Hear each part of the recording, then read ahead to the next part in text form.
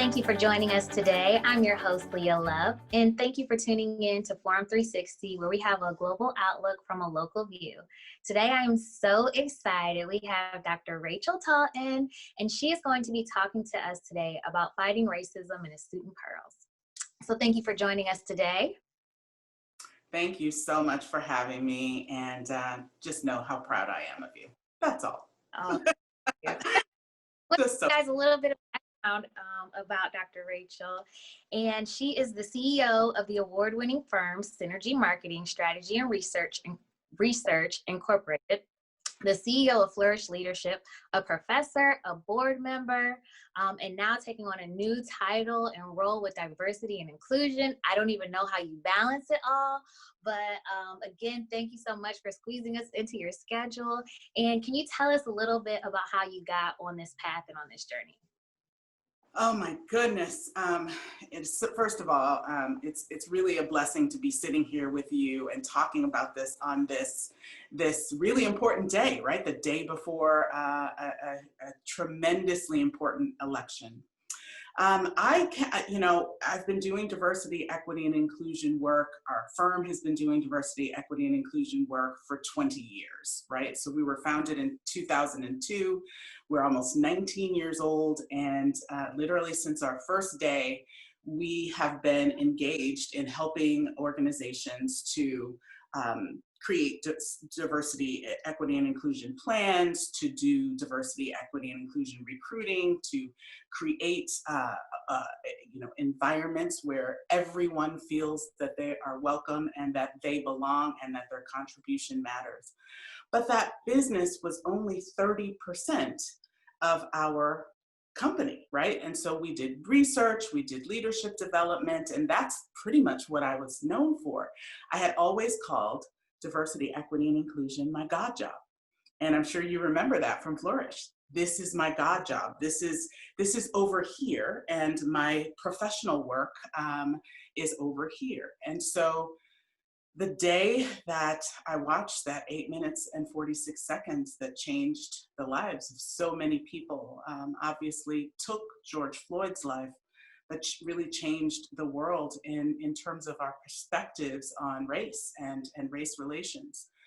By the time that 8 minutes and 46 seconds was over, literally during that time, I realized that my God job needs to be my day job immediately. By the time it was over, I was like, I'm going to change everything about the way that I wake up and think about the eradication of racism. And that is going to be the work that I'm involved in every single day. The second thing that I learned, although, you've already said, I have lots of pieces of paper, MBA in finance, PhD in management, tons and tons of certifications. I decided I didn't know enough. My husband was like, really, Rachel? But 4 days after George Floyd's untimely death, I called Cornell University and signed up for their diversity, equity, and inclusion certification. So I have finished that now, and I'm on the path to today. I think our diversity, equity, and inclusion work is 93% of what on a daily basis. 93%. Awesome. So let's give some context to this. A lot of people think that diversity is just black and white. What is an accurate definition of diversity? So there are, now you want me to put my professor hat on, there are a minimum of 34 different elements of diversity, equity, and inclusion, right? So there's what you can see. There's our race, our gender, almost our height, right? And then there are things that you can't see, like our religion, our political views, our attitudes towards certain people, our cultural competency. Those are things that you can't see. And so diversity, equity, and inclusion, your socioeconomic status, all of those things are included when you think about diversity. So you're absolutely right. Most people think of diversity as gender or race, but there are 34 minimum different elements of diversity that we need to to take a look at and make sure, again, that not only that people feel that they belong, but that their uniqueness is valued in our companies, in our communities, in our churches, and in our lives. Okay, now you mentioned equity. What is the difference between equity and equality? I Oh, well, think a lot of people get confused as well. absolutely, that's a great question. So equity is, I like to talk about the houses on fire, right? You may have heard this before. So this idea that we're all treated equally, we all live together, everybody sort of sings kumbaya, but equity is when one of those houses is on fire and you say, well, all houses matter. Well, all houses don't matter right now. The one that's on fire is the one that matters. And so equity is really taking a step back and looking at each individual and or group and understanding what barriers to equality, right, that they have experienced, and making sure that you may have to reach over a little bit further to give those people a hand. Equality is when everyone literally has the same opportunities and are viewed in the same way. And so when I say that to you, you know that we have a long, long way to go, Leah, in terms of really creating a society where equality is our in our DNA, or is our natural state. Now, I know sometimes some people think as though they don't have any biases, and that they do actually have implicit bias, but they just don't know that. So what would you say to people who may say, I don't have any bias, I have people of all different races, genders, ages, all that kind of stuff as friends? What would be your response to that type of a statement? Yeah, so I say this in pretty much all of my trainings, right? If you have a brain, then you have biases. So every single one of us, black, white, male, female, tall, short, all of us have biases. And the reason is, and I don't want to get into the neuroscience because we don't have enough time, but the reason is that we are inundated with 9 million bits of data per second. And so our brain has to make decisions about that data. And so we make, quote unquote, assumptions about people, about circumstances, about things. And that's what bias is. It doesn't automatically make you a racist or a misogynist or a xenophobe. It's just that your brain literally, because of all of the data that it's taking in, has to make quick decisions. And so when those biases show up in the world based on how we make decisions, how we hire, what friends we have, etc., then it's our job to take a step back and to literally check them and make sure that we are treating everyone equally, that we are really that we're really trying to treat everyone the same.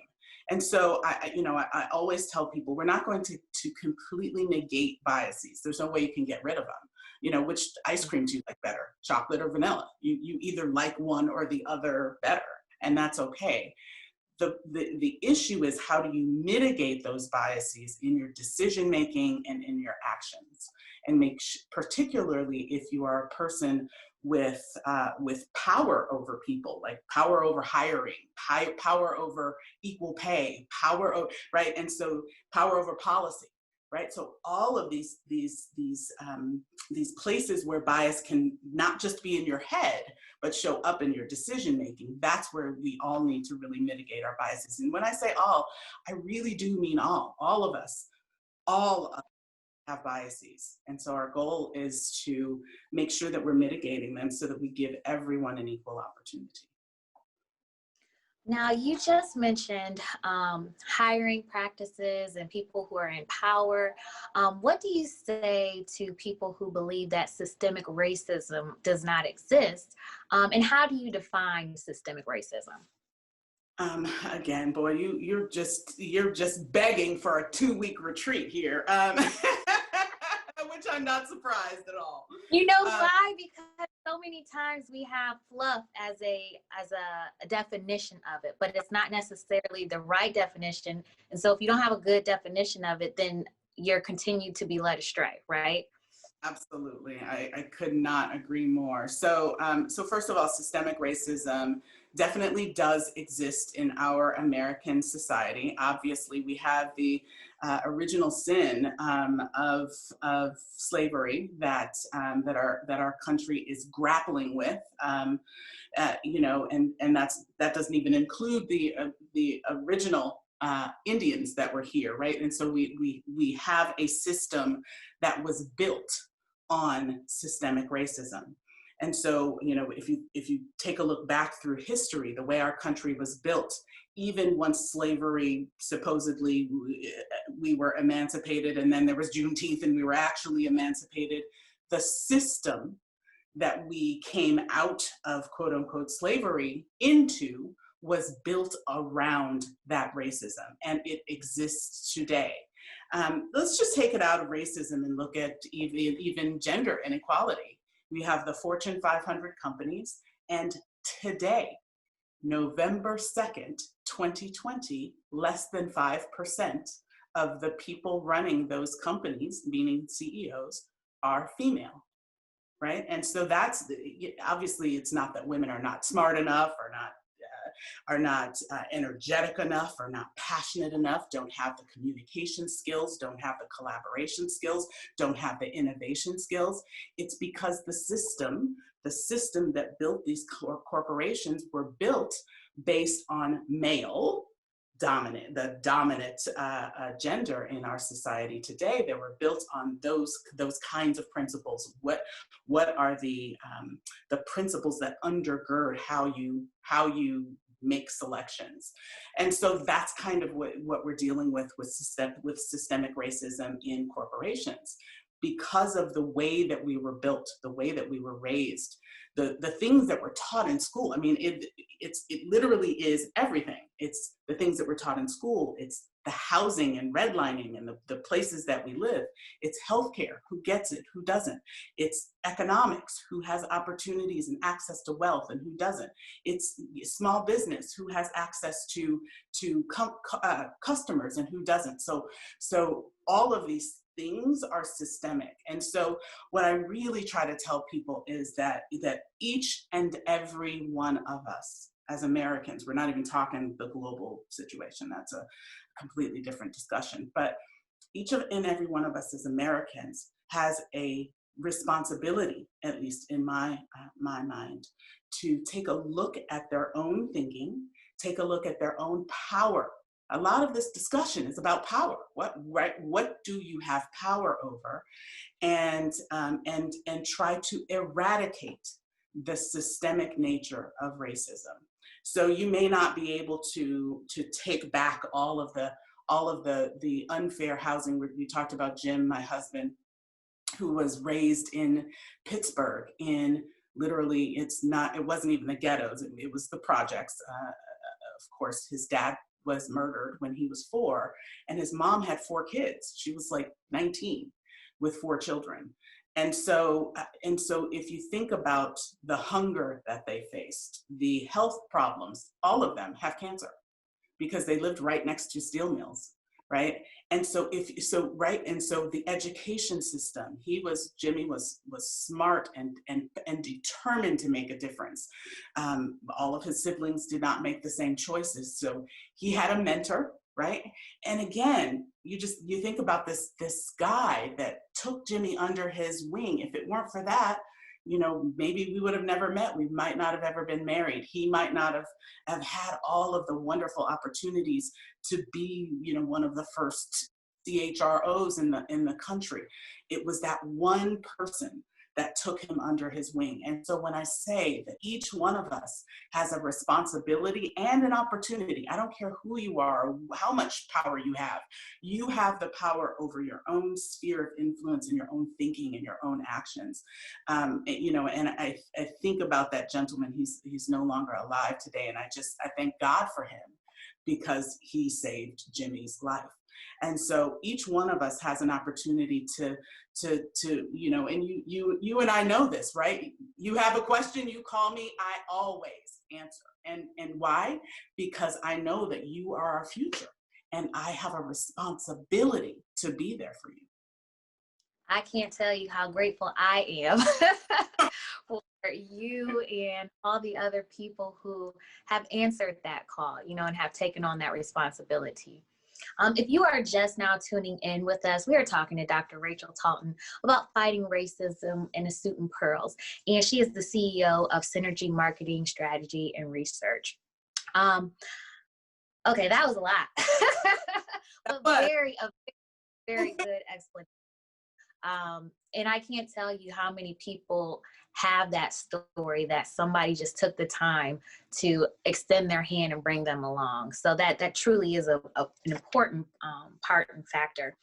I was talking to a young lady the other day, and she says, one of the things that's hard for me is that I can't always tell if somebody is being racist towards me or just rude. So, you know, we have our overt and covert racism. Can you describe that a little bit, or talk about a good definition for that as well?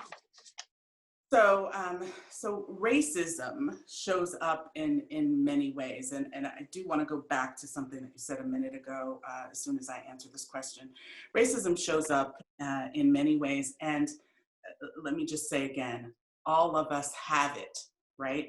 I realized, even in my piece, Fighting Racism in a Suit and Pearls, I talked about how I was, when I was younger, I went to an all-girls school, and I was at one of my very wealthy white friends' homes, and we were having a snack. Her mom was making us a snack. We were either playing or doing homework, or a little bit of both, probably.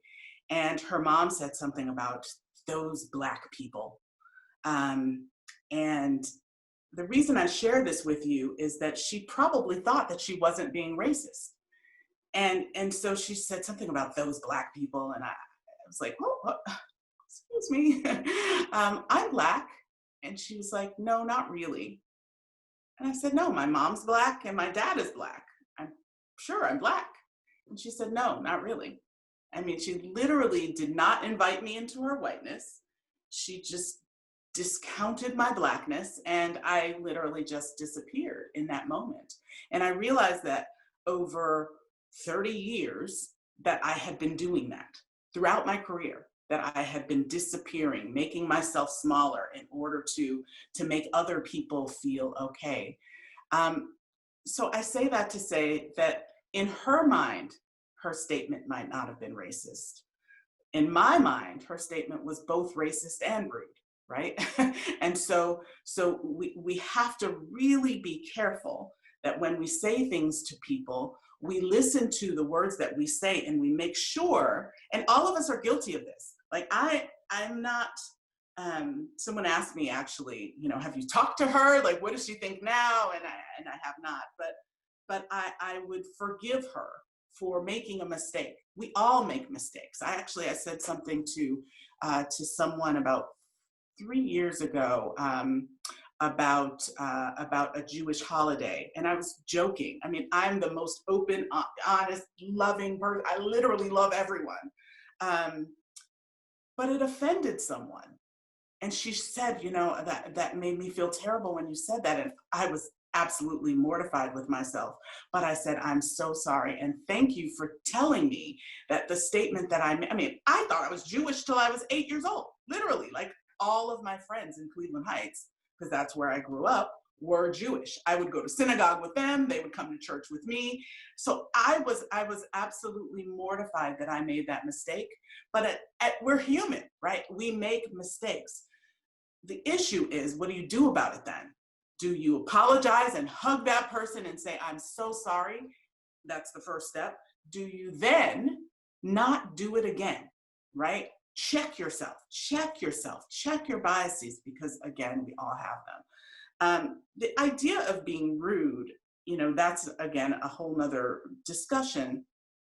But I do want to say that, you know, always go back to grandma, right? You know, your grandmother said, if you don't want to be spoken to in a certain way, then don't speak to people in that way. just don't. You know what I mean? Like some of this stuff is just literally going back to what your mother say. What did they tell you in kindergarten? If you're not going to say it in front of grandma, then probably you shouldn't be saying it. I do want to go back to something that you said about Jim and the mentorship that changed his life. Here's an important point, because I love the fact that it was a Black man that took Jim under his wing and took him to Washington, D.C. I mean, most people never left those projects and their community. And so he was really able to change his life. However, I had a mentor have a mentor who is a white male. We could not be more different. He is white, Republican, and accountant. Like, we literally could not be more different. If you couldn't make it up. And we connected over our love of Africa, right? He had traveled to Africa, and I said, oh, I've been to Africa 13 times. And he was like, oh, really? And so we built this friendship and mentorship. He sponsored me, helped me build Synergy. He helped me literally on his living room floor, build Synergy. So just because the person who takes your hand and leads you and cares for you and sponsors you as well as mentors you, looks like you, that's great, but they don't have to look like you. Going back to the idea that it is all of our responsibility to really try to eradicate systemic racism, misogyny, xenophobia, and all of the isms as best we can. I also want to say another thing, because we haven't touched on it, and it is about the LGBTQ plus community, and how obviously disproportionately Black LGBTQ plus people are murdered and have violence committed against them. But there's another community that we also have to take our arms and wrap them around our brothers and sisters. Absolutely. And real quick, I wanted to know, okay, so somebody wants to begin this work. They want to begin having this uncomfortable conversation with somebody. How do we get to the point of, how do we even start that conversation of being super uncomfortable, or even the people who are afraid of the backlash? If I say something on social media, if I say that I support this, how do we get beyond that and start really being uncomfortable to create these changes? Yeah, the first thing that I say is to start with yourself. So I'm a qualified administrator for an assessment called the IDI. It's around intercultural competency, and right, so it. And that work, which I try to do with many companies that I start with, it's a great way to start with data, right, and help both individuals and organizations understand where they are on this cultural competency continuum. I would say that it's a great tool. That's a great tool. Debbie Plummer has a great tool to kind of find out where we are. What are Harvard University also has an unconscious bias assessment as well, with many different elements of diversity. Right? We talked about religion, race, LGBTQ, gender, etc. And so I would always start with myself. Start with yourself. Don't go out to social media saying anything. Make sure that whatever it is that you're saying is true and honest for yourself. So understand what your own biases are. Take a look at your own self and make sure that you aren't going to go out there and say something that then you've got to backtrack, right? And then once you understand who you are, understand your weaknesses as well, then you can stand on whatever that statement you make in social media, or you think about George Floyd again, these performative statements that every company put out, suddenly Black Lives Matter. Yesterday they didn't, but now suddenly they do, right? And so I don't mind the performative statements as long as you begin to do the work that is required to make those statements true. I hate to cut you off because this is so good. We have about 5 seconds. Oh, goodness. So much awesome. Give me a call. No worries.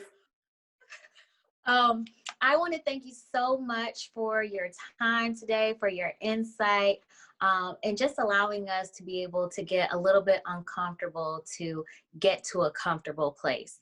And I just want to remind everybody that even though we may not agree on everything, we still can respect everything. So thank you again so much, Dr. Rachel, for joining us today. And thank you for tuning in to Forum 360, where we have a global outlook from a local view. Forum 360 is brought to you by John S. and James L. Knight Foundation, the Akron Community Foundation, Hudson Community Television, the Rubber City Radio Group, Shaw Jewish Community Center of Akron, Blue Green, Electric Impulse Communications, and Forum 360 supporters.